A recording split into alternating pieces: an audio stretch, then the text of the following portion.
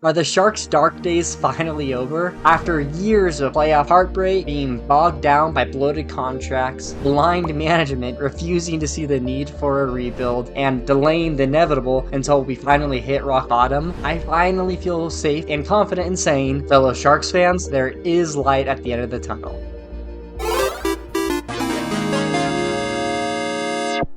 Welcome to my final video in my 5-part series where I'm ranking my top 5 NHL prospect pools. Today, I'm proving why the Sharks boast the #1 spot. Watch and try to decide for yourself, is this just one Sharks fan's delusion, or am I right? Be sure to let me know once you've decided, and check out my grading criteria in this series' first video, linked below. Now, here are my top 10 prospects in the Sharks system, and I want to hear from everybody. What do you guys think about these top 10 prospects? Do I have them ranked right? As a Sharks fan, I feel like I have a pretty good understanding of our prospect pool, and I feel like this is pretty accurate, but let me know if I got anything wrong here. So starting off at #1, we have obviously Michael Misa. Misa is coming off one of the most dominant seasons we have ever seen out of a player in the CHL. Stats aren't everything, obviously, but check out these point totals. Misa is kind of a jack of all trades, and when I say that, I don't want to diminish what he does, but Misa just does everything on the ice at a high level. He battles for the puck, he plays a full 200-foot game, he's got amazing skating, and obviously his offensive instincts are off the chart. As for his fit in San Jose, I don't know, let me know if I'm out on a limb here, guys, but I think the first line center role is pretty well locked in with Celebrini. But Misa gives the Sharks the opportunity to potentially, if he develops, have one of the best second line centers in the entire NHL.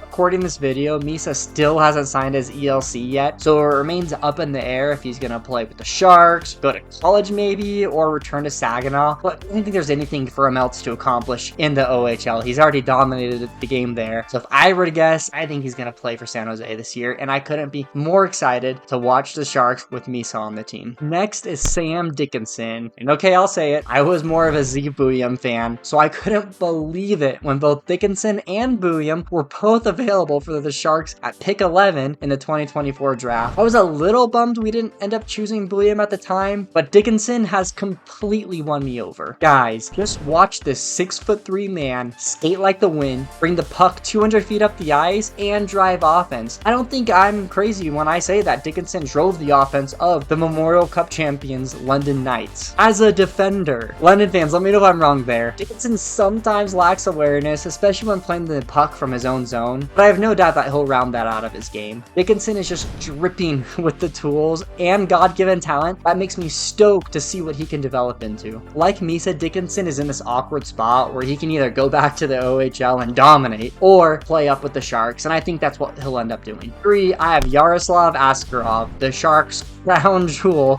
of a goalie prospect. Askarov has the rare combination of a huge frame, freakish athleticism, and great technical skills. The dude dominated in the AHL, and obviously when he came up to the Sharks for a few games this season, he struggled, but any goalie that you put behind that defense was gonna struggle. Askarov is another guy who's slated to start for the Sharks this year, and hopefully is the solution to our goalie problems. At 4, I have Igor Chernyshov, and for those of you who don't know Chernyshov yet, let me put you on to him. I watched a ton of Saginaw Spirit this last year, obviously evaluating Misa, and the one guy that stuck out to me aside from Zane Parekh and Misa was Igor Chernyshov. This guy's got a huge frame, and after a year of playing men in the KHL, transitioning to the OHL was a cinch for Chernyshov. He was a man amongst boys in that league where he dominated. Chernyshov didn't play the full season due to injuries, but when he was on the ice towards the back half of the year, he averaged over 2 points per game. And what's even more exciting is the obvious chemistry that developed between Chernyshov and Misa. We can only hope that that carries over to the NHL. Next, I have Quentin Musty, and if I was ranking Musty a year ago, he may have been much higher up my rankings as he had over 100 points last year, but injuries plus holding out for a trade hampered him big time this year. Musty is super talented, especially on offense. He has incredible vision, but sometimes takes too long to move the puck. At 6'2" and over 200 pounds, Musty has an imposing frame, and he will use it as an obstacle to put in between defenders and the puck. Musty has also had success banging on the boards, but his defensive awareness and effort leave a lot to be desired. But the one thing that has never been in doubt is Musty has an incredible offensive talent and has an amazing shot. Now, Musty has the opportunity to spend the whole year in the AHL, where I think is a perfect location for him to round out his game. At 6, I have Luca Cagnoni, and some of you may be surprised to see Cagnoni this low in my rankings with how unreal of a season he just had. And first, let's talk about his strengths. Cagnoni plays a super intelligent game. He's great, maybe even elite, at feeling where the defense is over leveraging and delivering the puck to the open parts of the ice. It is so fun to watch Cagnoni create offense for his teammates, seemingly out of nothing. Okay, now to the downside, he's 5'9". You tell me how many successful sub 5'10" D-man there are in the NHL. And for those undersized D-man, usually they use elite skating to overcome the size difference. And Cagnoni just doesn't possess that elite skating trait. He has shown that he can limit his size impact by being smart at leveraging his body on defense, but the transition to the NHL may not be a guarantee for Cagnoni. But I'll be rooting for him every step of the way. Next, I have Kasper Halttunen, the Memorial Cup MVP out of London. And if any of you have watched Halttunen, even just for a second, you know his strength is his lethal shot. More specifically, his one-timer. His one-timer is so deadly that opposing teams change their entire defense when he's on the ice to cover him. If you watch Finland at all, you know that they built their entire power play around his shot. Other parts of Halttunen's game have to improve for him to be more than just a one-trick pony in the NHL, but once again, the AHL with the Barracudas is a perfect place for him to do that. 8, I have the Swede, Philip Bysted.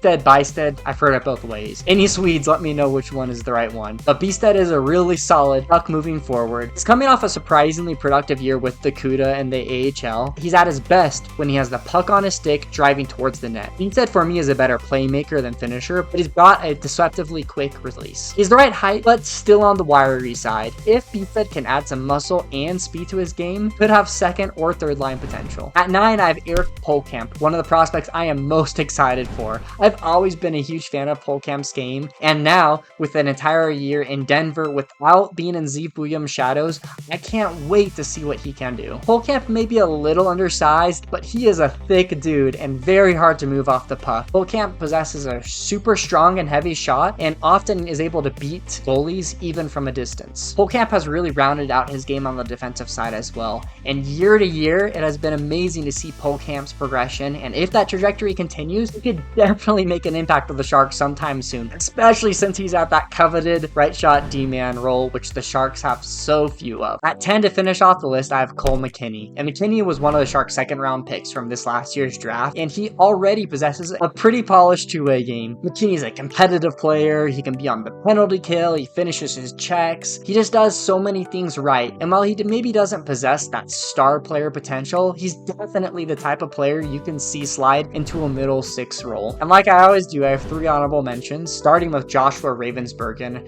Ravensbergen is actually someone who probably should have been on the list, but I didn't want to have 2 goalies here, but he's probably someone that is deserving of being in the top 10, just because of how promising of a goalie prospect he is. Also, I have Haoxi Wang, a super intriguing 6'6" D-man out of China, but definitely on the raw end, and Cameron Lund. And that's my list, and those are the players who I am stoked to see one day make an impact with the San Jose Sharks, and obviously alongside studs like Macklin Celebrini, Will Smith, and William Eklund, I think the Sharks' future is incredibly bright. The strength of the prospect pool is you could point to every position and say that there is a blue chip prospect there. You have Michael Misa in forward, Sam Dickinson on defense, maybe some don't consider him a blue chip prospect, but he's close, and Yaroslav Askarov as a goalie. If I had to pick out a weakness, you'd probably say it's on the defensive side, and that there isn't a ton of depth behind Sam Dickinson, especially on the right side, but that's somewhere the Sharks can continue to look for in the draft and in free agency. But really, I am interested to hear from you guys. Am I just a delusional Sharks fan who thinks we have the best prospect pool in the NHL, or is that a common held belief? Let me know down in the comments below. If you love hockey and videos like this, please consider liking and subscribing, as that really helps me out. Anyways, thank you so much for watching, and have a great day.